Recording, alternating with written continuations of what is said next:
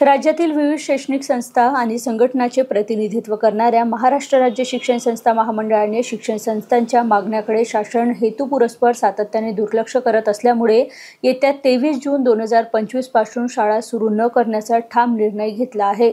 या निर्णयाची माहिती महामंडळाचे सहकार्यवाह रवींद्र फडणवीस यांनी शुक्रवारी पत्रपरिषदेत दिली। आम्ही 23 तारखेला शाळा सुरू करणार नाही हे आम्ही शासनाला या आधी सुरुवात कळवलेलं होतं। कारण माननीय उच्च न्यायालयाचे विदर्भाबद्दल वेगळे आदेश आहे की 26 जूनच्या आधी शाळा सुरू करू नये।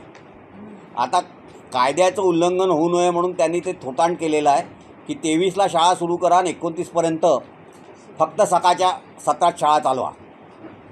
पण आमचे जोपर्यंत आर्थिक निर्णय आणि इतर निर्णय जे आहेत, बहुतेक आमचे विजेचे दर, आमचे मालमत्ता करांचे दर आणि आम्हाला आमचं जे थकीत वेतनेतर अनुदान आहे आणि RTA पैसे, साधारणतः 4000 कोटी रुपये RTA पैसे शासनाकडे थकीत असताना त्यांनी यावर्षी फक्त 240 कोटी रुपये दिलेले आहे आणि तेही 240 कोटी रुपये यांना देताना आमच्या वेतनेतर अनुदानातले पैसे त्या ठिकाणी ट्रान्सफर केलेले आहे।